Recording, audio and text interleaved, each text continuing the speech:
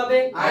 আমি চিন্তা করি, আমরা চিন্তা করি, তুমি চিন্তা করো, তোমরা চিন্তা করো, তারা চিন্তা করে, সে চিন্তা করে, সে চিন্তা করে, এটা চিন্তা করে, তানভীর চিন্তা করে। এবার আমরা অনেক সময় ঝামেলায় পড়ি যে এস কোথায় বসাবো আর ইএস কোথায় বসাবো। সেজন্য আমরা একটা টেকনিক ফলো করব। আমার সাথে একটু বলেন, S SH CH X O Z। এই যে এই লেটার গুলো যদি ভার্বের শেষে থাকে, কিসের শেষে? ভার্বের শেষে, তখন আমরা ইএস যোগ করে দিব। কি যোগ করে দিব? যেমন আমি বললাম এখানে ক্যাচ, কি বললাম? ক্যাচ। তাহলে এখন এস বসাবো না কি এস বসাবো? কেন কেন? সিএচ পেয়েছি, ঠিক আছে। তাহলে কি বলবো? ক্যাচ হয়ে গেল ক্যাচেস। আমরা প্রেজেন্ট ইনডিফিনিট শিখব। কি শিখব? আচ্ছা, সাবজেক্টের পরে V1 বসাবেন। কি বসাবেন? V1। এই V1 কে আমরা প্রেজেন্ট ফর্ম অথবা বেস ফর্ম বলতে পারি। তাহলে সাবজেক্টের পর V1 বসাবেন। কি বসাবেন? V1। প্রেজেন্ট ইনডিফিনিট সাবজেক্টের পর কি বসাবেন? V1। V1 হচ্ছে শর্টকাট একটা নাম, মূলত হচ্ছে সাবজেক্টের পর প্রেজেন্ট ফর্ম। কেউ কেউ এটা প্রেজেন্ট ফর্ম বলে, আবার কেউ কেউ বেস ফর্ম বলে। বুঝলাম? আচ্ছা, এরপর লম্বা করতে গিয়ে আপনি অবজেক্ট দিবেন, এক্সটেনশন দিবেন। ক্লিয়ার?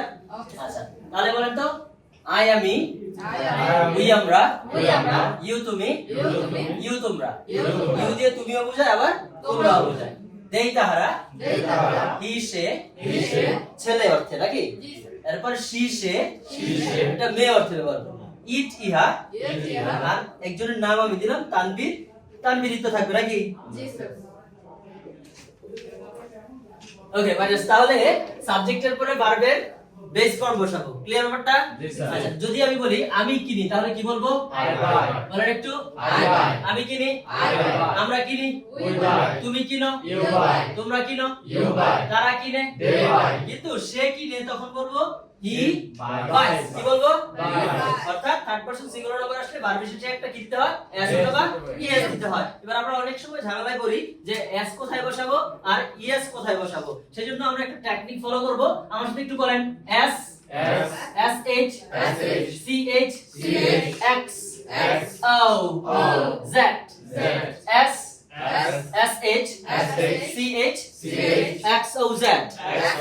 একসাথে একটু বলেন, S SH CH X O Z S SH CH X O Z। এই যে এই লেটার গুলো যদি ভার্বের শেষে থাকে, কিসের শেষে? ভার্বের শেষে, তখন আমরা ইএস যোগ করে দিব। কি যোগ করে দিব? ইএস যোগ করে দিব। যেহেতু এস অথবা ইএস বসাতে হবে, তাহলে এই লেটারগুলো যদি আমরা ভার্বের শেষে পাই, ইভেন দো ভার্ব না, যদি আমরা প্লুরাল করতেও যাই কোনো নাউনের সাথে, তখনও কিন্তু আমরা ইএস যোগ করতে পারবো। যেমন আমি বললাম এখানে ক্যাচ, কি বললাম? ক্যাচ। তাহলে এখন এস বসাবো না কি এস বসাবো? কেন কেন? সিএচ পেয়েছি, ঠিক আছে। তাহলে কি বলবো? ক্যাচ হয়ে গেল ক্যাচেস। এবার আমি বললাম গো, কি বললাম? গো। তাহলে গো এর সাথে কি এস হবে না ইএস হবে? ইয়েস। বলেন সবাই ইয়েস। আবার ইয়েস। বুঝলাম? আচ্ছা, এখন যদি বলি থিঙ্ক, এখন দেখেন তো এস হবে না কি এস হবে? কারণ এখানে কি এস এসএইচ সিএইচ এক্সওজেড কিছু নাই। তাহলে চোখ বুঝে তখন এই লেটার গুলো ছাড়া যদি আসে, সবার সাথে কি যোগ করে দিবেন? এস যোগ করে দিবেন। বুঝলাম ব্যাপারটা?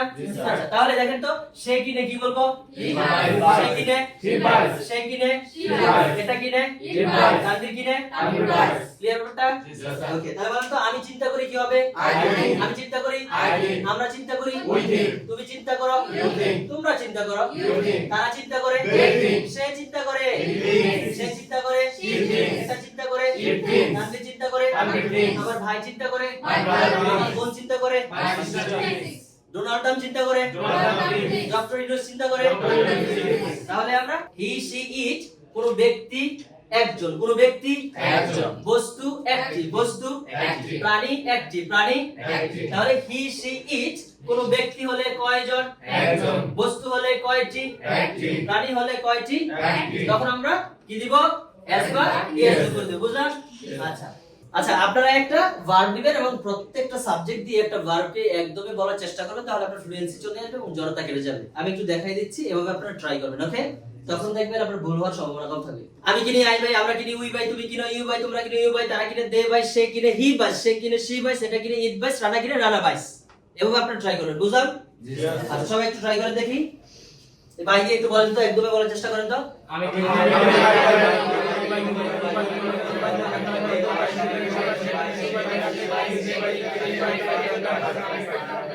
ওকে, সো মাই ডিয়ার্স, আপনারা এভাবে ট্রাই করতে থাকুন, আপনারাও কিন্তু জড়তা চলে যাবে এবং ফ্লুয়েন্সি চলে আসবে। দেখা হচ্ছে পরবর্তী ভিডিওতে। সবাই ভালো থাকবেন, বাই।